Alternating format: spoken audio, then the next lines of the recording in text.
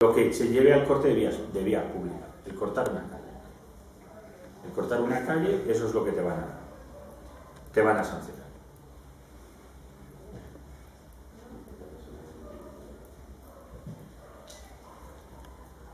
Aparte de lo que hemos hablado antes de los espacios institucionales, edificios y sitios. Los actos de obstrucción que pretendan impedir a cualquier autoridad, empleado público o corporación oficial ejercicio legítimo de sus funciones. Las acciones o omisiones que impidan o el funcionamiento de los servicios de emergencia. Sí, todo este tipo de elementos van a limitar muchísimo el derecho de huelga y manifestación, sobre todo el derecho de huelga. Cualquier profesional de cualquier sector en el que tengan un conflicto laboral van a tener un problema porque cualquier corte que hagan, cualquier parada de ese servicio que se interprete como va a provocarle evidentemente un elemento de sanción claro y absoluto.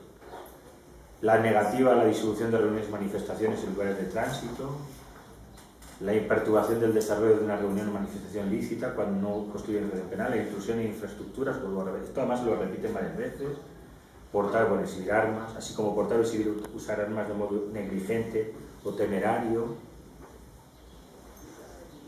Bueno, aquí hay otra serie de cosas que no entrarían en lo que estábamos planteando, por ejemplo, la solicitud de aceptación de demandas de servicios sexuales retribuidos en zonas de tránsito público. ¿Qué es la persecución de la prostitución? No sé si algunos estáis a favor, otros estáis en contra, no me meto, pero el caso es que esto lo que provoca es la persecución de la prostituta. De la calle, sí. De la calle, para meterla en un centro, en un local.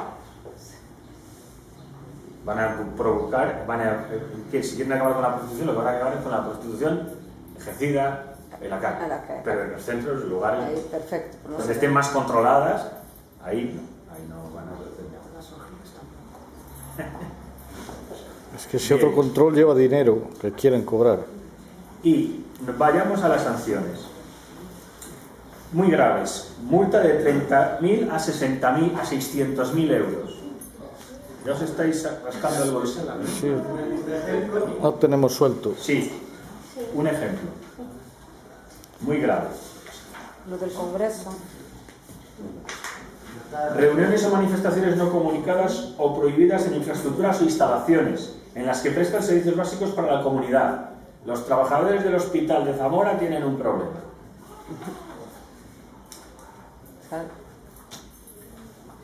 Tienes un caso concreto. Los trabajadores del Hospital de Zamora tienen un problema. Los trabajadores, si podemos interpretar infraestructuras o instalaciones que prestan servicios básicos para la comunidad o en sus inmediaciones, en recintos de estas, incluido sobrevuelo, sí, podemos plantearlo así. Si nos vamos a graves, que nos vamos de 600 a 300.000 euros, los que planteen cualquier tipo de perturbación en el Congreso, o sea, cualquier manifestación que acabe habiendo un pequeño jaleo ahí con unos muchachos que la líen, alrededor del Congreso de los Diputados, ya tienes un problema. 30.000 euros. De 600 a 300. Y luego de 100 a 600. O sea, las leyes. Al organizador de la... O a quien pille. A quien pille, que puede ser persona. Sí, pero habitualmente es al organizador. Evidentemente, la persona que haya generado la situación de desorden también llevará la correspondiente sanción en función del hecho que haya cometido. Es decir, si tú te has liado a pedradas con un policía y al policía, eso ya es un delito en sí, que lleva su tipificación y su sanción pertinente a la persona que lo ha hecho, pero como ha sido llevado a cabo en una manifestación tal en la que tú como organizador no lo has parado, te puedes ver metido en una sanción de este tipo. ¿Y paralizar un desastre?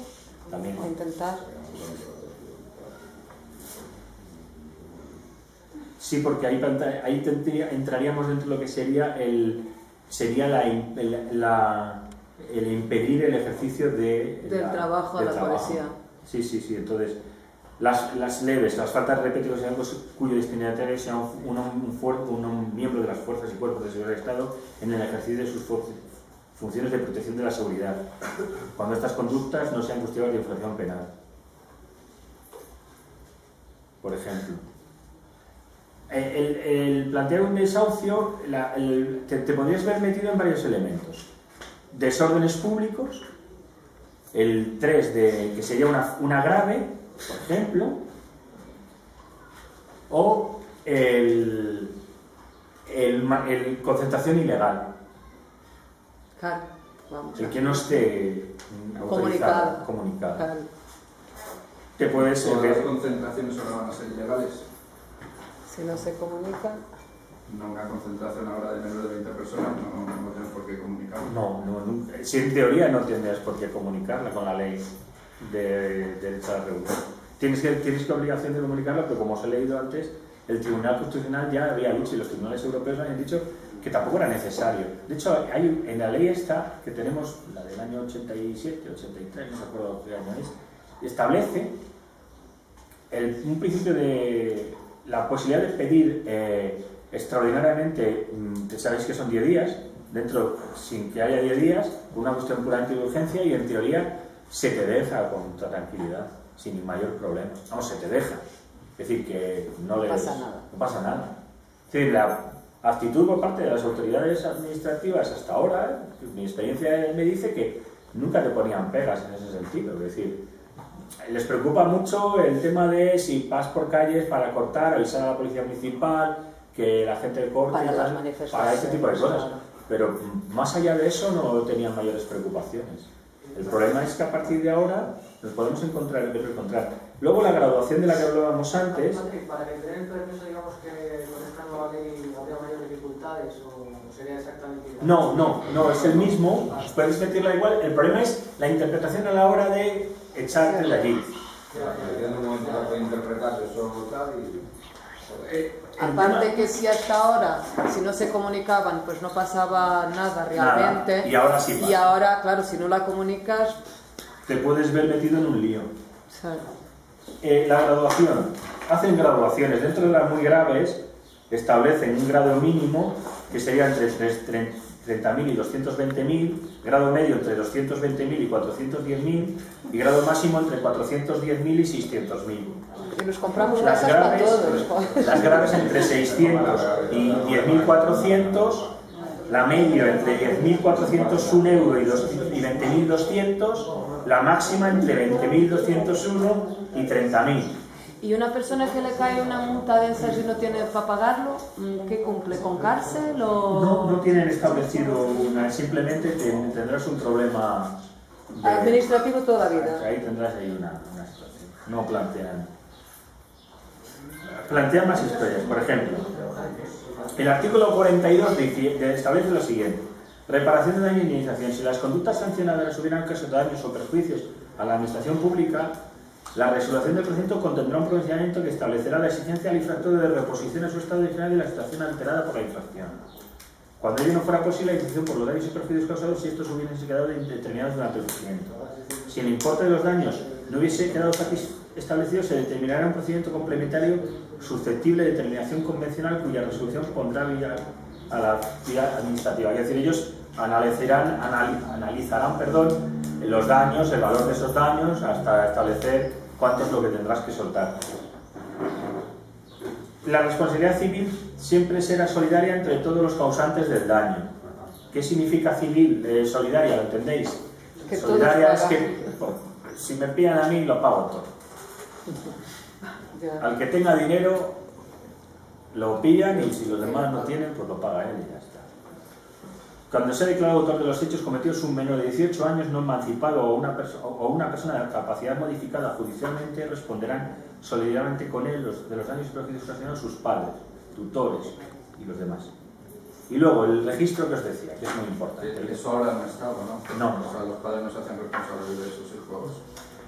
Porque lo que establecía ahora la ley del menor, lo que establece, bueno, la ley penal del menor, que establece que es a partir de los 14 hasta los 18, determinaba, en realidad sí establecía la responsabilidad de los padres. Cuando un menor era sancionado penalmente, quienes al final se abría una pieza de responsabilidad, se abre una pieza de responsabilidad civil y son los padres los que se hacen cargo de esa indemnización. Te hablo a nivel penal. Aquí, por ejemplo, intentaron meter la ordenanza municipal de convivencia ciudadana, que una cosa que ponía era eso, que los padres se hicieran responsables de cosas que hicieran los niños menores. Eso se recurrió y el TSJ lo echó para atrás esa parte. Muchas de las cosas que hay aquí en esta lista la van a tirar, pero tarda tiempo. Porque esto va a ir al constitucional y tardarán 10 años. Pero mientras tanto, seguirán se aplicando aplica. la aplicación. Ya, y después no improvisarán a la gente ni nada, ¿no? Cuando dentro de 10 años digan, no, pues esto no. Pero ya lo han hecho. Registro, el artículo 43, Registro Central de Infracciones contra la Seguridad Ciudadana. A efectos exclusivamente de apreciar la reincidencia en la comisión de la infracción de esta ley, se crea en el Ministerio del Interior un Registro Central de Infracciones contra la Seguridad Ciudadana. Las comunidades autónomas que hayan asumido las competencias harán lo mismo. ¿Qué datos se registrarán? Datos personales del infractor, la infracción cometida, sanciones o sanciones firmes en vía administrativa e impuestos, con indicación de su alcance temporal cuando proceda, lugar y fecha de la comisión de infracción, órgano que haya impuesto la sanción.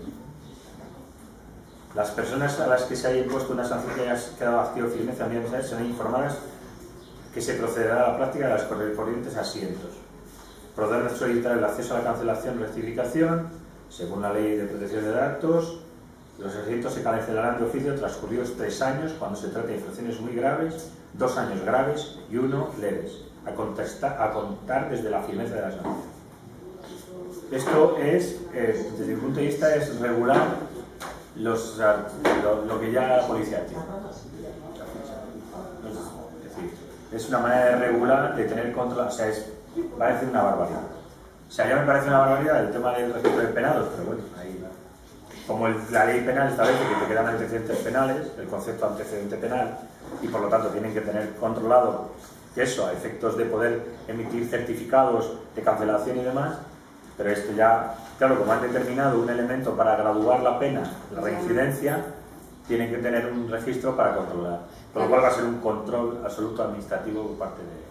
Claro, porque a lo mejor por la misma cosa que te han sancionado con 200 o 300 euros la primera vez, la segunda vez que vuelvas a hacer la misma movida, van a ver que ya lo has hecho una vez y ya te sancionan con 600. Siempre que no haya pasado el tiempo, que no haya cancelado. Ya. Si te han cancelado, sí, ya, digamos que no entrarías y por lo tanto no se establecería la reincidencia.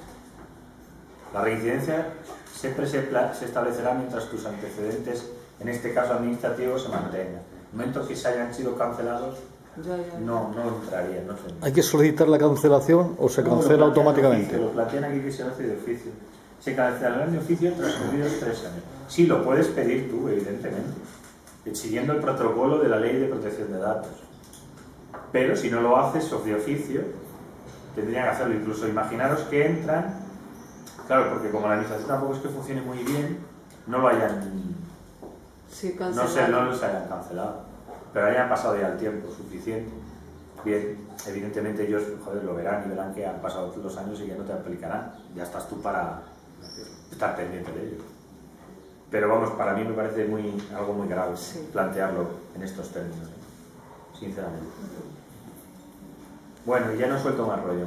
Y podríamos exponer un caso práctico, por ejemplo, una falta grave por desobediencia a la autoridad, a las fuerzas de orden público, hasta ahora con una sanción en grado mínimo, hasta 10.400 euros, se recurre la sanción. Sí. Pero se recurre por la vía contencioso administrativa. Sí. Se supone que entre el Ministerio Fiscal, porque en este caso hay más connivencia. Es el abogado del Estado. ¿Eh? No hay Ministerio Fiscal. Sí. Es el abogado del Estado. Bien. Esta sanción inicialmente se basa en un hecho que comunica el agente... Sí, la policía es la que hace el atestado y se abre el expediente. Y se supone que entre el juez y esta agente hay, no sé, más convivencia, más actividad, y por eso se ha producido la sanción. A la hora de recurrirla, aunque sea por vía contenciosa administrativa, ¿qué garantías tiene el sancionado? Claro, es que el problema es un problema del tipo de derecho que aplicas. El derecho penal o el proceso penal tiene muchas más garantías desde mi punto de vista que el derecho administrativo. Tú en el protocolo del derecho penal tú tienes una instrucción. Primero tienes una detención en la que se te leen tus derechos, se te pone un abogado, no puedes declarar si no hay un abogado delante, o al menos esa declaración no tendría validez. Cualquier paso que la policía o cualquier autoridad, el instructor lleve adelante, tiene que motivarla. Tienes tus correspondientes recursos y tendrás un proceso penal en el que llegarás a ser juzgado, en el que tendrás derecho a un abogado gratuito, si no tienes para pagarlo, y tendrás un proceso con un abogado, con un juez que no ha instruido el proceso y que te llevará a una sanción, y un recurso que tú pudieras llevar a cabo. En este caso, pues llevas el procedimiento administrativo, finalizas la parte administrativa, la vía administrativa, y te vas a un contencioso administrativo. En función de la pena que tengas, bueno, ese proceso tienes que llevar un abogado. Puedes pedirlo de oficio, pedir un abogado al colegio de abogados, porque no tienes recursos. Y el que tienes a tu lado o enfrente de ti es el abogado del Estado, no hay Ministerio Público.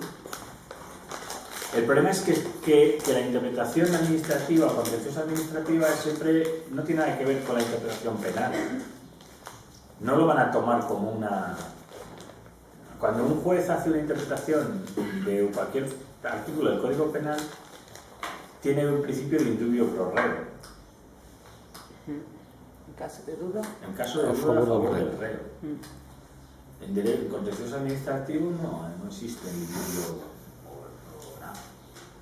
De hecho, existe la presunción de veracidad de la policía, que es el que hace el atestado.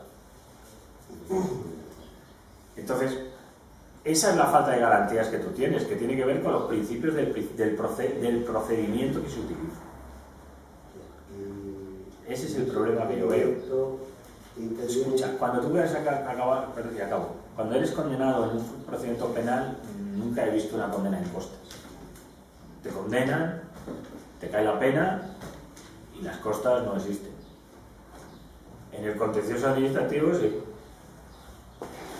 Aunque sea justicia gratuita, aunque sea con abogado de oficio. Sí, pero te condenan a costas y si vienes a mejor fortuna, a lo mejor tienes que pagarlo. El contencioso, el recurso del contencioso administrativo con abogado correspondiente. ¿Y qué se va a tener en cuenta más? El informe del agente policial, la jurisprudencia que existe, que funciona, que es real. ¿Qué es lo que se va a tener en cuenta? ¿Qué es lo que va a pesar más a la hora de que tú puedas librarte de la policía, el informe de la policía? No, eso sí, es decir, esa autoridad, entender el principio, esa agente de la autoridad, principio de veracidad, ya está, es decir, a no ser que demuestres que han mentido, pero esa prueba la tienes que poner tú encima de la mesa. ¿Y no los puedes grabar? Tienes que poner encima, tú tienes que poner encima de la mesa las pruebas para determinar que esos agentes de la autoridad no han hecho bien su trabajo. Sí, partes del principio de veracidad, lo han hecho bien, eres tú el que tienes que demostrar que han sido negligentes en lo que sea. O en la interpretación del concepto de seguridad ciudadana, de desorden público, que lleve a que haya disueltos a manifestación, vaciado ese local, la josa ahora entra, pum, lo que sea, ha habido una llamada tal, no sé qué, nos dicen que ustedes están aquí. Ilegal. Me explico, es decir, es que ese es el problema. Desde mi punto de vista, yo creo que existe más garantías en un proceso penal, porque además en un proceso contencioso administrativo es la disputa con la administración y queda todo como muy frío. O sea, es todo como... es puro papel. O sea, en los procedimientos así son muy de expediente administrativo y ya está, poco más, ¿sabes? En un proceso penal existe el testigo, el concepto, o sea, existe una práctica jurídica en la que el testigo funciona de una manera más evidente. Las pruebas. Las pruebas, el precio probatorio, todo. Entonces, contencioso administrativo, en mi experiencia es muy de expediente administrativo y ya está. La administración puede desafiar por el pago de sanciones graves o muy graves. Si evidentemente tienes una deuda con ellos y ellos te la reclaman y te pillan lo que sea, que podrán embargar lo que sea. Lo hace la Seguridad Social, ¿no? Sí. Si le debes 600.000 euros,